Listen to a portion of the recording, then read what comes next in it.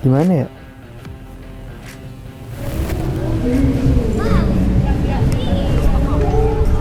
Gue sama tagline-nya simple, elegan, handsome.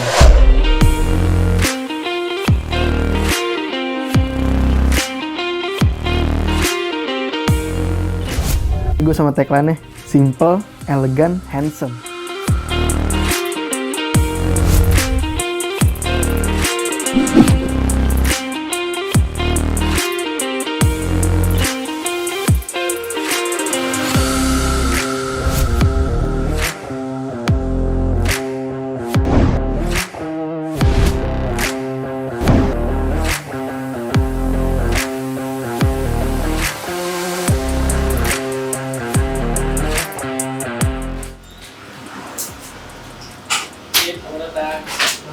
Mas. Jadi gini mas, saya tuh minggu depan ada acara, terus besok tuh ada reunian. Tapi penampilan saya tuh masih gini-gini aja, saya merasa banyak banget yang kurang kayaknya. Oke, siap. Kita bikin keren ya. Oke, kenalin sebelumnya saya Joko, pemilik Barbershop Story. Boleh dulu. Ya. Oke, nanti sambil nunggu aja ya. Kita kan bisa duduk dulu sambil kita konsultasi rambutnya ya. Wah boleh tuh mas, saya. Oke, saya.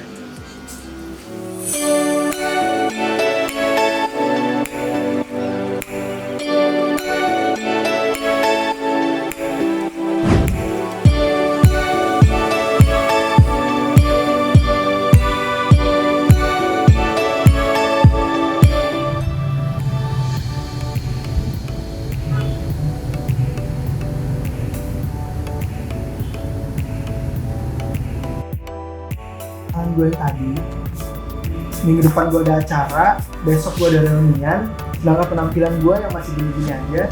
Hari ini gue ketemu langsung sama pemilik dari Barbershop Story 08. Yuk langsung ikutin aja.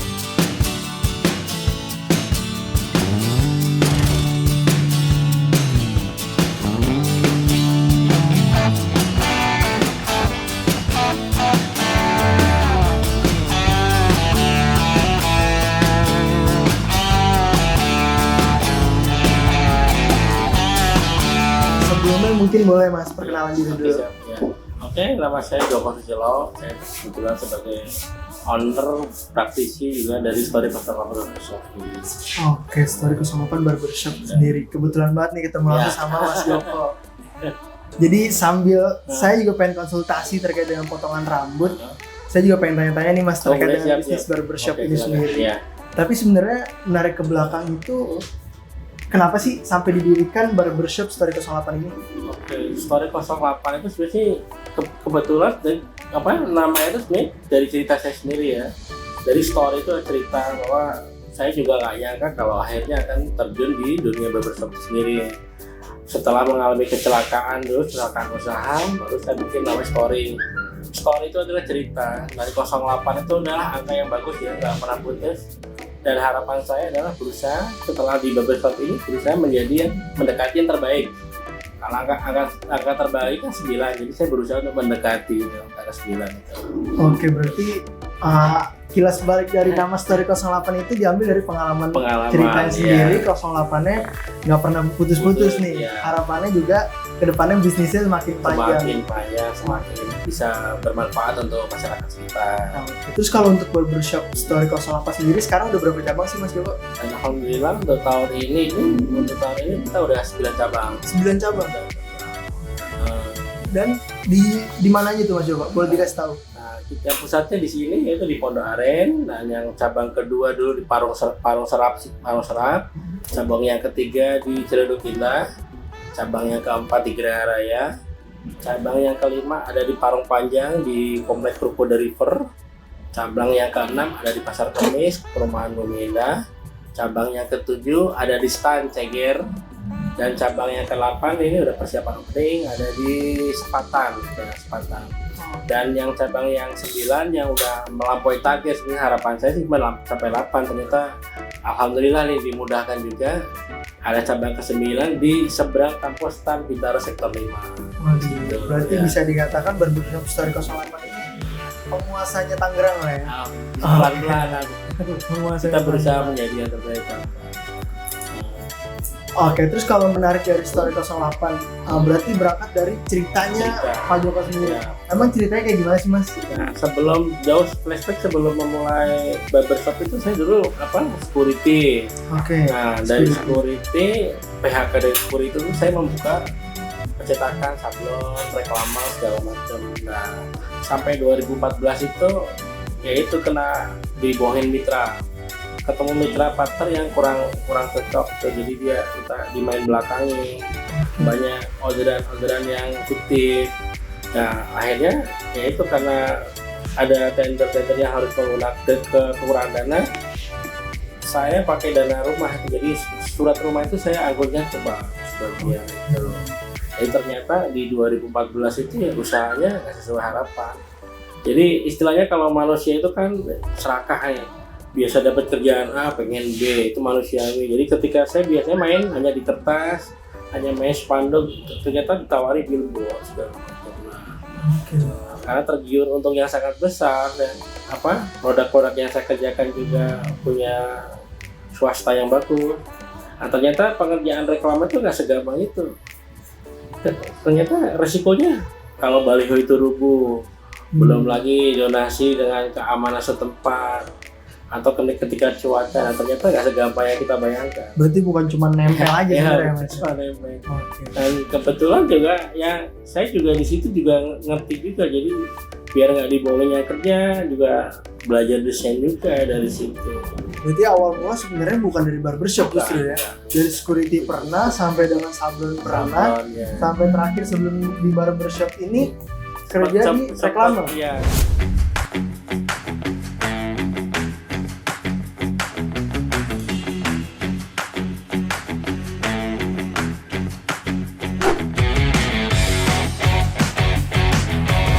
Tapi pengalaman apa sih Mas kayak terburuknya dari barbershop Story 08 itu seperti apa sih dulu?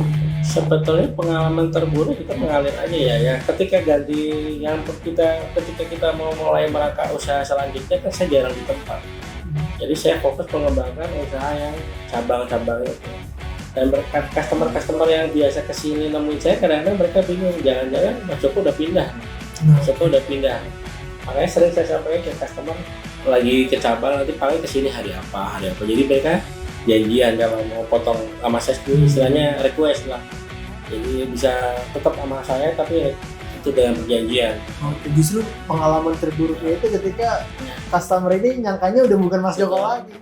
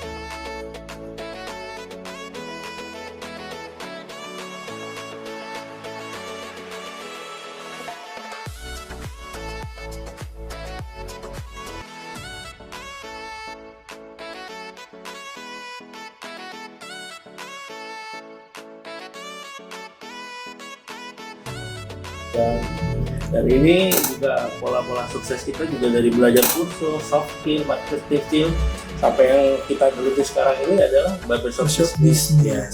Oke, sebelum tadi Mas singgung sedikit tentang ngajarin atau transfer knowledge Mas.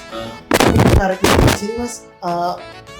Gimana sih cara Mas ini pertama udah ngebangun, terus kedua nih menjaga hubungan yang baik, karena kan ketika sampai dengan di 9 cabang ini customer nih udah percaya banget, mempercayakan mahkota kehidupannya ini ke Mas Joko. Itu gimana sih Mas menjaganya? Nah, untuk hubungan saya sendiri ke customer kita tetap sama ya, jadi SOP-nya kita terapkan sama. Dan untuk hubungan kita ke karyawan pun, karyawan kita utamakan karena mereka yang menghasilkan penghasilan itu sendiri.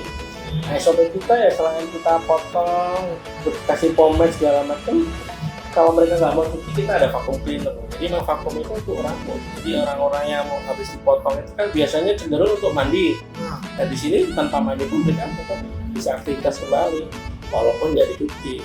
Jadi kalau misalkan saya setelah cukur nggak mau keramas, saya mau langsung iya, acara bisa nih? Bisa, kita pakai vacuum. Jadi nggak misalnya nggak lagi jadi langsung seger. Langsung bisa Ya. main, langsung bisa acara. Betul. Dengan Karena- tampilan udah lebih fresh gitu ya Mas? Betul ya. Karena konotasi orang biasanya kan kalau harus cukur harus mandi. Nah kita enggak gitu. Kita patahkan di situ. Makanya di barbershop itu kita lebih steril, kita ada tisu leher.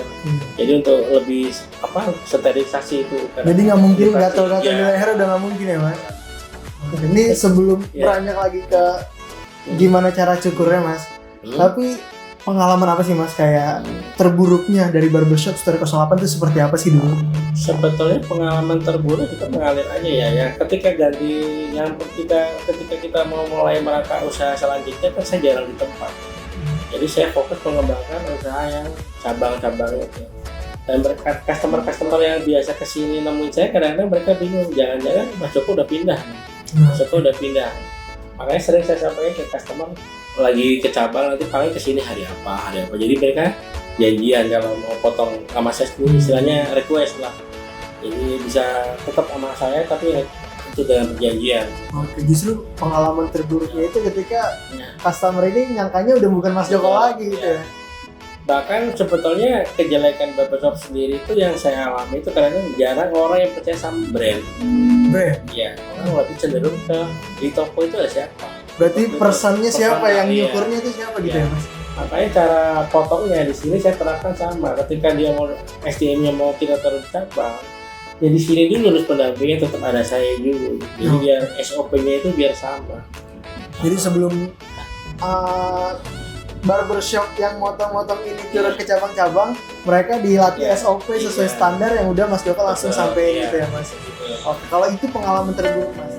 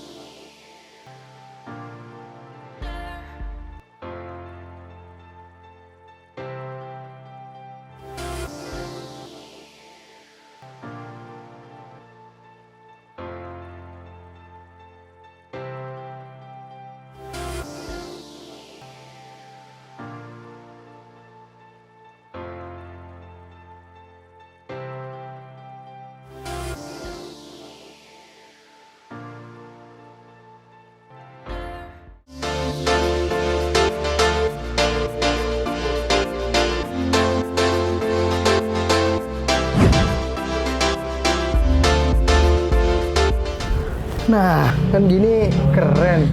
Seenggaknya besok udah ada reunian, minggu depan ada acara lagi, udah nggak malu-maluin. Gimana teman-teman? Keren apa enggak? Duh, makin keren aja gue.